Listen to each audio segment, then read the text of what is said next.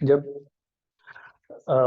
Ionic radius की हम बात करते हैं तो उसमें positive ion and negative ions size और radius trend is different. Now, if we talk about positive ion, the positive ion is smaller than the atom, cation, क्योंकि उसने इलेक्ट्रॉन लूज कर देता है और remaining protons attract the remaining electrons strongly and the size becomes less.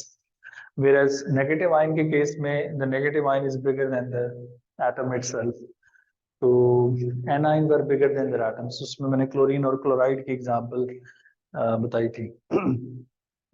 अच्छा, अब उसमें अगर हम इसी को स्टडी करते हैं आयनिक रेडियस के ट्रेंड को ग्रुप में और पीरियड में, जैसे हमने एटॉमिक साइज को पढ़ा था, तो इसकी नेक्स्ट जो साइड हेडिंग हम बना सकते हैं, that is trend of ionic radius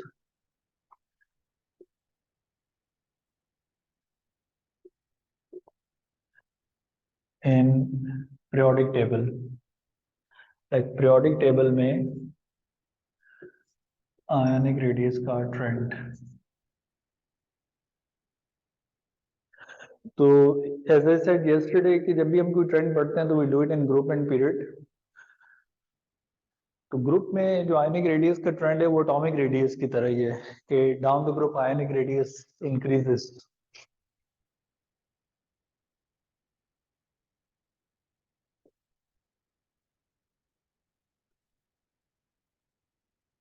So down the group ionic radius increases, like you got lithium, sodium, potassium, rubidium, etc.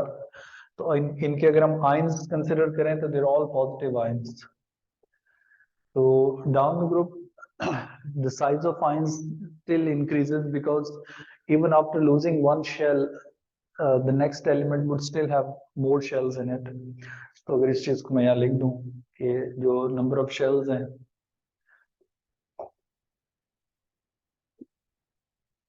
फिर लाइक जो शील्डिंग है वो उसी तरह से रहेगी.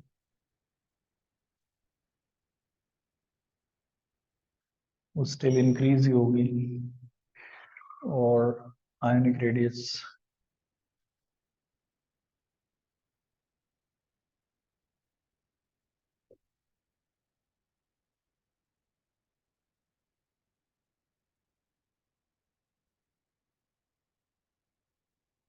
तो number of shells increase down the group and then the number of like the shielding effect increases as well and ionic radius increases. So this trend for ionic radius is same for all the groups in fact. हमसा आपकी जो sound है ना वो मुझे नहीं आएगी, कोई issue है मेरे लैपटॉप में. तो कोई अगर आपने बात करनी होगी ना तो आपने मुझे आ जाए यहाँ से अस्सलाम वालेकुम कैसे हैं, तो आपने मुझे टेक्स्ट करना है, ठीक है हमजा. आपको नहीं, आप तशरीफ रखें. ठीक हो गया. अच्छा, दूसरी बात ये है कि ये जो स्पाइडरमैन की तस्वीर आपने लगाई नहीं उल्टी हुई हुई, तो आई होप मैं सीधा नजर आ रहा हूँ आपको. ओके सर करो ताकि मुझे अनकंफर्टेबल ना फील. ठीक है, चले. अच्छा, दूसरी बात ये है, अच्छा चलो ठीक है फिर कोई नहीं, ये बाय डिफॉल्ट उल्टी है. एएस में हम लोग एटॉमिक स्ट्रक्चर कल हमने स्टार्ट किया, ठीक है, और जो आपका फेवरेट मोल्स है वो हम करेंगे, ये वादा है आपसे. बाकी कुछ लोगों से भी वादा किया है मैंने, लेकिन सेकंड चैप्टर एटॉमिक स्ट्रक्चर से आपने उसमें हमने कल एटॉमिक साइज पढ़ा था. आसान कॉन्सेप्ट है, ग्रुप में एटॉमिक साइज इंक्रीज होता है, पीरियड में डिक्रीज होता है. और सेकंड नंबर पे आयनिक रेडियस हम पढ़ रहे हैं. तो बस आप यहाँ से कैच करें, आप बस नोट्स भी हैं सारी चीजें. तो बेस्ट ये है कि वही वाले नोट्स आप खोल के सामने रखें, क्लास अटेंड करें और उसमें कोई आपको चीज डिफरेंट नजर आती है साथ ऐड कर लें. लेकिन मैंने एक ही तरह की चीजें याद की हुई हैं, इंशाल्लाह फर्क नहीं होगा. तो आयनिक रेडियस का मैं बता रहा था कि down the group the number of shells still increase for positive ions or negative ions, and then shielding increases. And shielding is like the decrease in attraction between nucleus and the valence electron. तो जैसे जैसे हम नीचे जाते हैं तो shielding is still higher and higher. As a result, the ionic radius increases down the group, right? कल हमने वो जो क्लोरीन और सोडियम वाला कर रहे थे आयनिक रेडियस, उसके बाद यहाँ से आप ऐड कर लेंगे नोट्स में अगर आपने वो लिखा है. अच्छा, ग्रुप में तो आयनिक रेडियस का trend is very simple, just like atomic radius. लेकिन again when it comes to period, तो जैसे कल पीरियड में आयनिक एटॉमिक रेडियस डिक्रीज हो रहा था, तो मैंने आप लोगों से पूछा था. इसी तरह आयनिक रेडियस का जो ट्रेंड है पीरियड में, वो भी थोड़ा ट्रिकी है. उसमें ट्रिक सिंपल ये है कि ग्रुप में तो सारे पॉजिटिव आयन होते हैं या नेगेटिव होते हैं. लाइक ग्रुप में दोनों एटम्स नहीं होते. इट्स नॉट के एक ग्रुप में पॉजिटिव आयन भी हो नेगेटिव भी हो. नॉन मेटल नेगेटिव होती है, मेटल पॉजिटिव होती है. But for period we have positive and negative ions, right? तो पॉजिटिव आयन का ट्रेंड डिफरेंट होगा, नेगेटिव का डिफरेंट होगा. तो पीरियड को इसके बाद डिस्कस कर लेते हैं हम साथ ही. जब पीरियड में भी अगेन थर्ड पीरियड हमारे सिलेबस में प्राइमरली, तो हम उसको ही एक्सप्लेन करते हैं नोट्स में, but this concept would apply for all the other periods as well.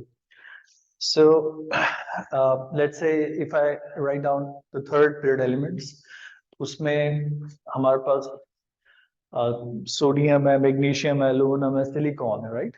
तो ये पॉजिटिव आयंस हैं. अब पॉजिटिव आयंस का साइज डिक्रीज होगा बिकॉज एटॉमिक साइज वैसे ही डिक्रीज होता है cross the period, and then it becomes negative ions. ठीक है, थर्ड पीरियड में फिर हमारे पास सिलिकॉन के बाद we have phosphorus, sulfur, chlorine, and these three elements make negative ions.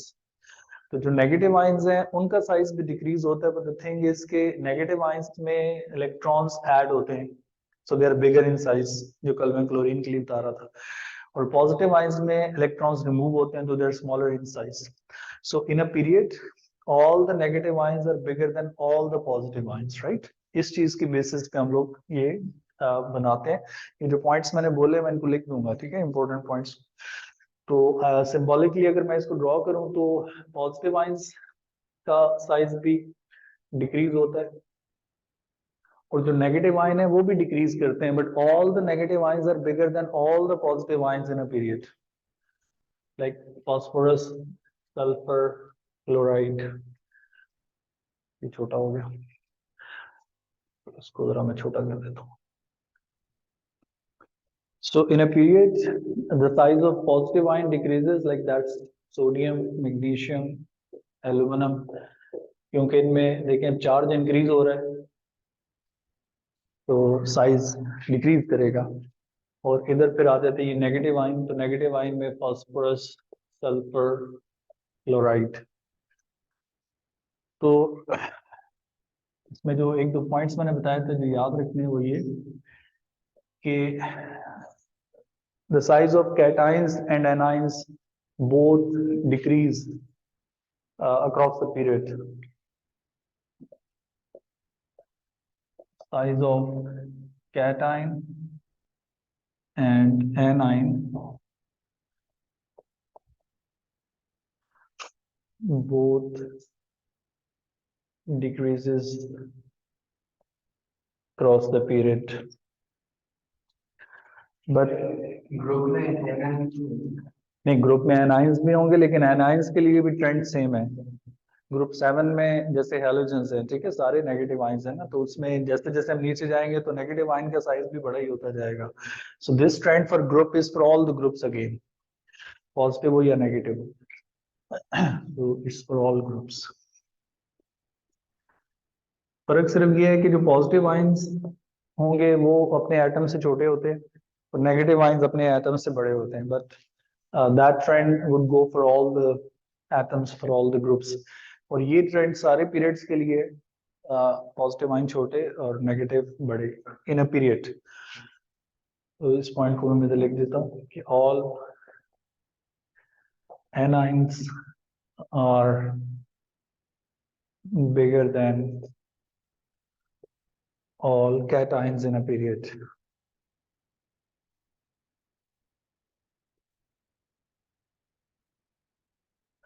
All the anions are bigger than all the cations in a period.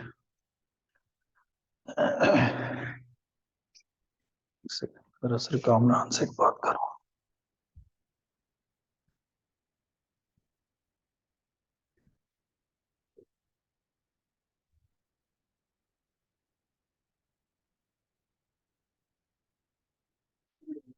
अस्सलाम वालेकुम sir, क्या हाल है सर? सर बैठ गया कानून भाई, वो ना आमना को कॉल कर देना, वो उसको शायद लगा टाइम टेबल चेंज है, तो उसको मैंने मैसेज किया, बस क्लास में नहीं आई।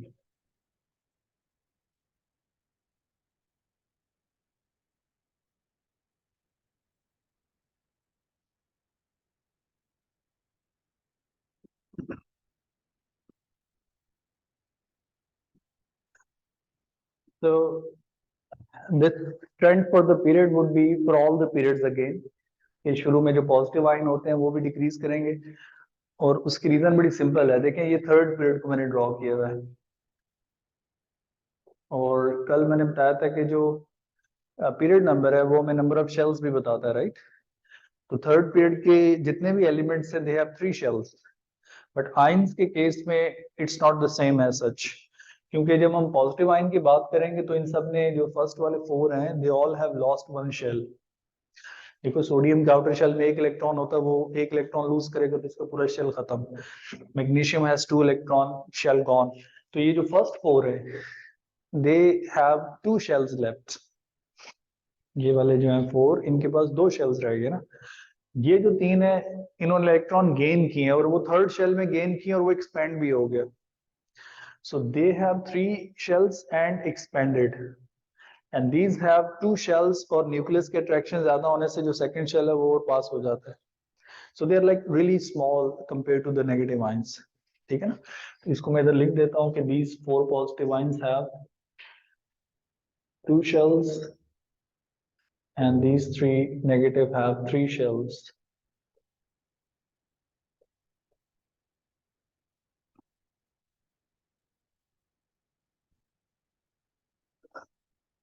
अब इसमें अगर कोई क्वेश्चन या डाउट आपके माइंड में आता है आप पूछ लें। एटॉमिक प्रॉपर्टीज में हम लोग इस चैप्टर में 2 ही प्रॉपर्टीज पढ़ते हैं, एटॉमिक रेडियस और आयनिक रेडियस। बाकी फिर और प्रॉपर्टीज हम आगे इनऑर्गेनिक में आती हैं। So I mean we can actually start with the next topic, that's like electronic configuration, extremely important। कल भी जैसे मैंने बताया था वो हम शुरू कर लेते हैं।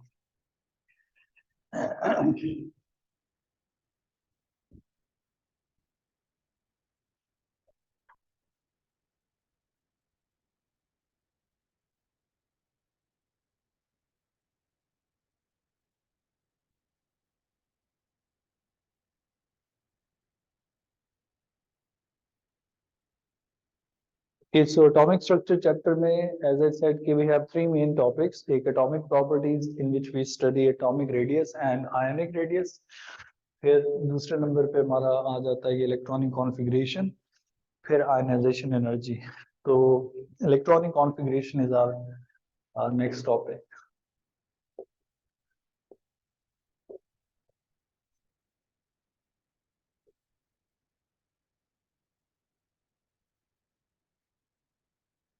इलेक्ट्रॉनिक कॉन्फ़िगरेशन,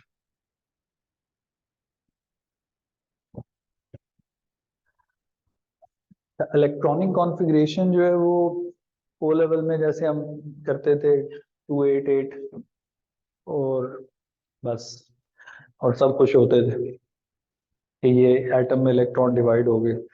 लेकिन ए लेवल में अब आप लोग जो एक्चुअल डिस्ट्रीब्यूशन ऑफ इलेक्ट्रॉन्स है शेल और सब शेल्स के हिसाब से वो पढ़ते हैं, राइट? In which we consider shells and sub shells which is like s p d f, फिर उनकी शेप्स, इलेक्ट्रॉन कैपेसिटी सब पढ़ते हैं। तो it's a slightly bigger topic, it's not just about writing the configuration, it's about shells and subshells concept and the shapes of subshells as well। तो इसमें कुछ start में basic terms है उनसे मैं स्टार्ट करूंगा, फिर हम लोग प्रॉब्ली कल की क्लास में जो है वो मेन कंटेंट इस टॉपिक का पढ़ेंगे, इलेक्ट्रॉनिक कॉन्फ़िगरेशन का। तो we start with the definition of electronic configuration. मैं इधर लिख देता हूँ कि इलेक्ट्रॉनिक कॉन्फ़िगरेशन को अगर आपको डिफाइन करने को आ जाए तो what would you be writing in that? और अगर आपने ये ऊपर वाला लिख लिया मैं ये रेस कर देता हूँ बस।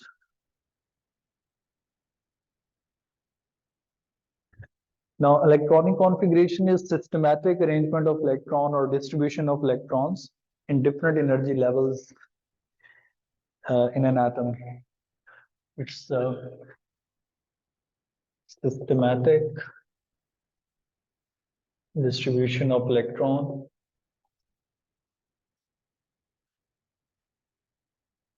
in different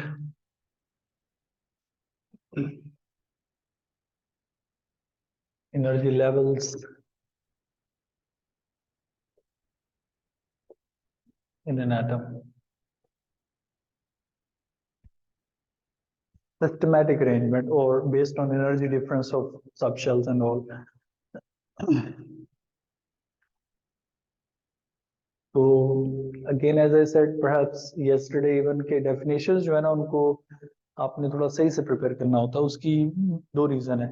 एक तो ये है कि स्ट्रक्चर्ड पेपर में अगर आप कोई भी पेपर 2 उठा के देखें तो उसमें एट एन एवरेज 3 डेफिनेशंस हर साल आती हैं कोई ना कोई, और वो 5-6 मार्क्स आराम से आते हैं।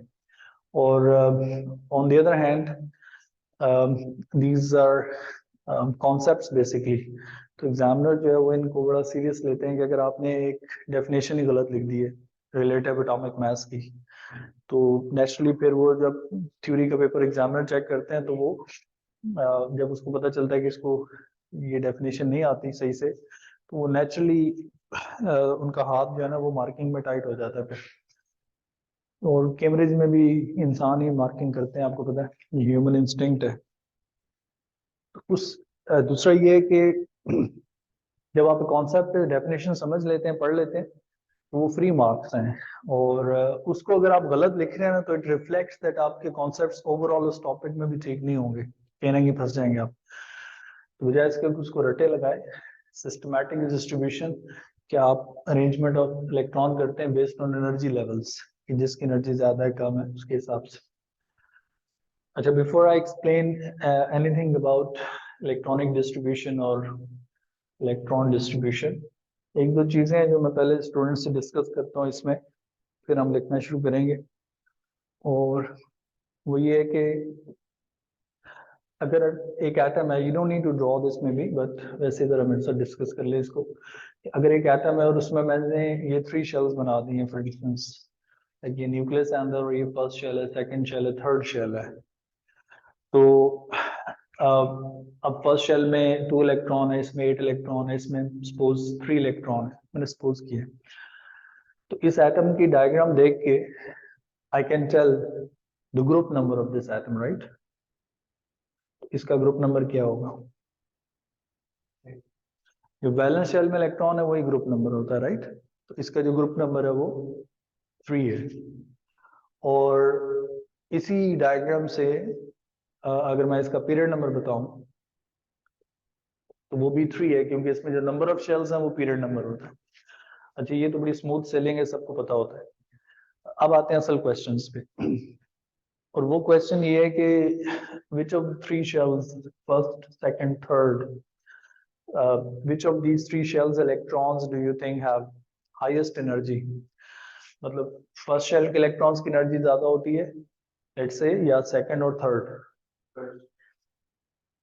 फर्स्ट शेल के इलेक्ट्रॉन्स।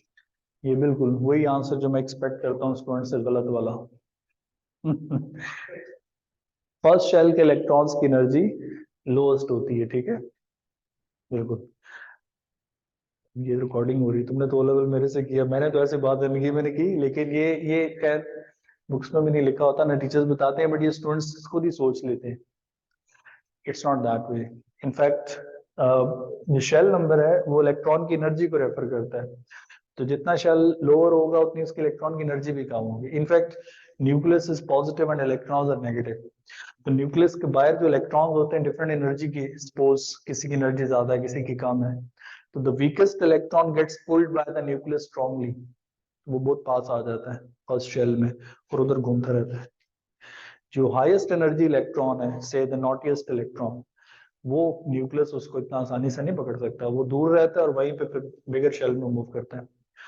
तो बॉटम लाइन ये कि आपने इन फ्यूचर याद रखना है, बिकॉज ओ लेवल IGCSE में तो ये चीजें ना पूछते हैं ना उसकी रिक्वायरमेंट है, लेकिन ए लेवल के स्टूडेंट को ये चीज पता होनी चाहिए कि higher the shell number higher the energy of electron. इसको मैं लिख दूंगा आगे।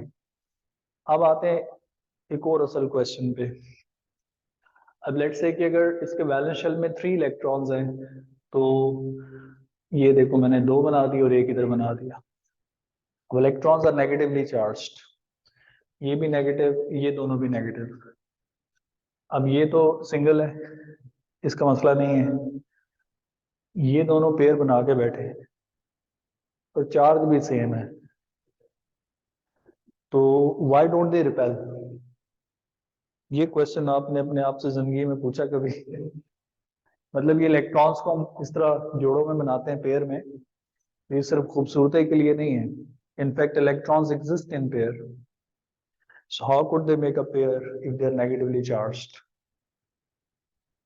and $1 million question. देखा? अब हम यहाँ टाइप करके लिखो ना, अगर ध्यान मेरी तरफ है, कि why these two electrons don't repel? ठीक है? नहीं पता, चलें कोई मसला नहीं है। कभी पता होगा कभी पता नहीं होगा, लेकिन ये है कि याद रखना, आप लोग भूल जाते हैं समय। देखिए इलेक्ट्रॉन्स पेयर में होते हैं क्योंकि जो इलेक्ट्रॉन होता है ना वो भी स्पिन कर रहा होता है। ठीक है, एक एटम में न्यूक्लियस के अराउंड इलेक्ट्रॉन्स मूव करते हैं, and then the electron spins on its axis also, I mean it's spinning on its axis and then it's moving around the nucleus just like earth spins and that makes day and night, और पूरा चक्कर लगाती है तो साल हो जाता है। तो अब द थिंग इज के जब इलेक्ट्रॉन, हाँ बिल्कुल, क्वेश्चन मार्क के साथ ना बताओ, क्वेश्चन मार्क के बगैर बताओगे तो मानूंगा। ठीक आंसर दिया अफजा आपने। अच्छा, अब द थिंग इज के जो इलेक्ट्रॉन्स होते हैं जब वो स्पिन करते हैं, तो पेयर में एक इलेक्ट्रॉन क्लॉकवाइज स्पिन करता है और दूसरा एंटी क्लॉकवाइज स्पिन करता है।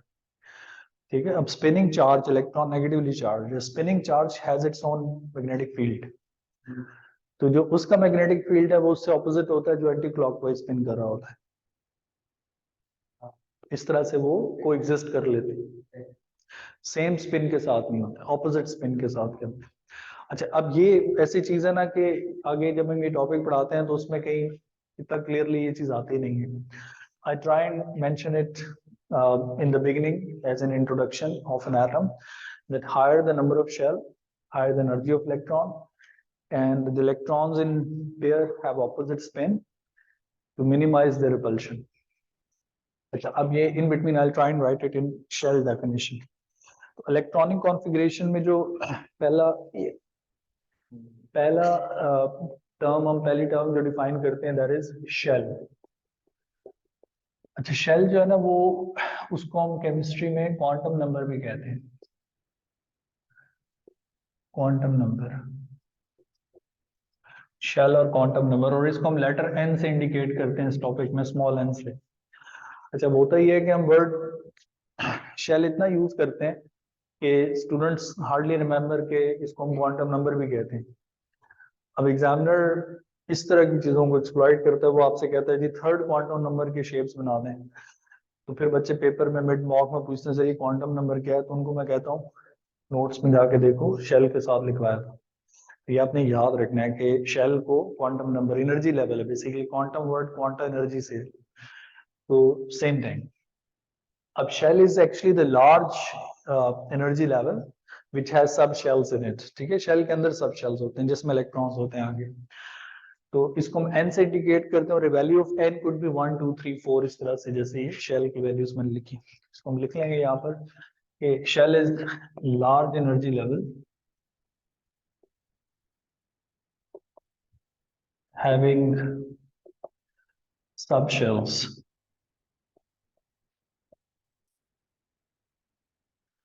and it's indicated by letter n, और जो n है it could be 1 2 3 and so forth, theoretically infinite shell भी हो सकता है।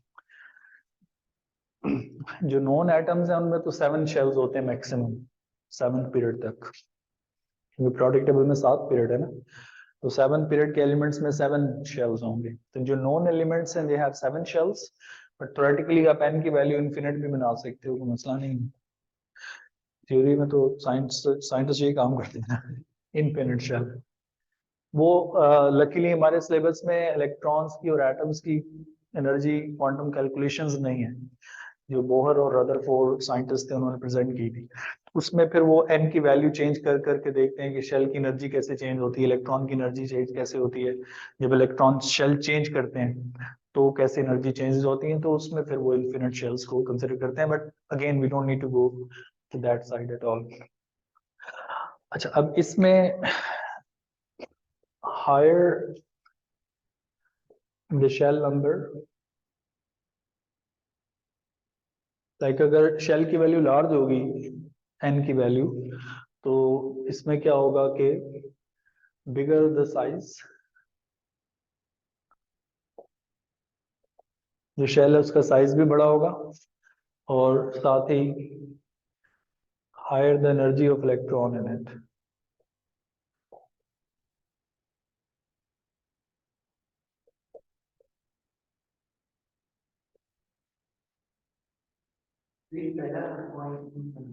जो शेल की डेफिनेशन है ना, it's like large energy level which has सब शेल, मतलब शेल के अंदर सब शेल्स होते हैं। तो अब जैसे अगर एक बिल्डिंग है, और जैसे स्कूल कॉलेजेस में ए लेवल ब्लॉक होता है, ओ लेवल ब्लॉक है, A level block for example is one shell, और उसके अंदर जो आगे रूम्स बने हुए हैं वो उसके सब शेल्स हैं, और रूम्स में जो स्टूडेंट्स हैं जैसे या लोग हैं वो इलेक्ट्रॉन्स होते हैं। तो अगर मैं कहूँ कि ए लेवल को के ब्लॉक को मुझे डिफाइन करना है, तो I will say it's a bigger building which has small rooms in it. So इसी तरह shell is the large energy level having sub shells in it. Shell की डेफिनेशन है, क्वांटम नंबर की डेफिनेशन है, जिसमें आपने एनर्जी का reference देना है। और शेल के अंदर चूंकि सब शेल होते हैं वो भी एनर्जी लेवल्स हैं, वो स्मॉलर एनर्जी लेवल्स हैं, ये लार्जर एनर्जी लेवल होता है, इसलिए इसमें हम लार्ज एनर्जी लेवल का वर्ड यूज करते हैं। अच्छा, अब जितनी n की वैल्यू होगी, वेरी नाइस, उतना ही जो है वो इलेक्ट्रॉन्स की और उसकी होगा साइज और सारा। अच्छा, नहीं हम ना जहाँ से उससे आवाज तो मेरी उसी तरह आएगी, तस्वीर थोड़ी शायद ब्लर हो जाए, बस 5 मिनट देखते हैं, कोई नहीं मसला है। हाँ लेकिन नहीं, वो जो ऑनलाइन बैठे हैं को नहीं नजर आएगा ना।